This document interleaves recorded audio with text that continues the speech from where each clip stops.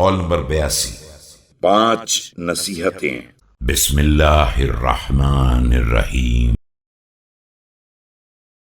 أوصيكم ب5 لو ضربتم إليها آباط الإبل لكانت لذلك أهلا لا يرجون أحد منكم إلا ربه۔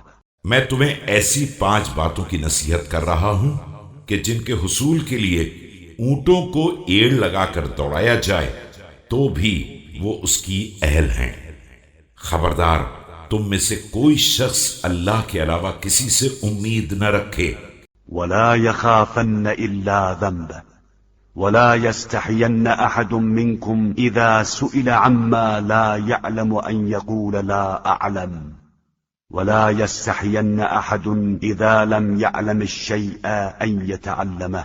اور اپنے گناہوں کے علاوہ کسی سے نہ ڈرے، اور جب کسی چیز کے بارے میں سوال کیا جائے اور نہ جانتا ہو تو لا علمی کے اعتراف میں نہ شرمائے، اور جب نہیں جانتا ہے تو سیکھنے میں نہ شرمائے۔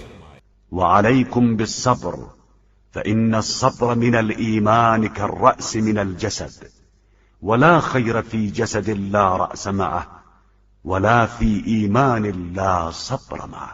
اور صبر و شکیبائی اختیار کرے کہ صبر ایمان کے لیے ویسا ہی ہے جیسا بدن کے لیے سر، اور ظاہر ہے کہ اس بدن میں کوئی خیر نہیں ہوتا ہے جس میں سر نہ ہو، اور اس ایمان میں کوئی خیر نہیں ہے جس میں صبر نہ ہو۔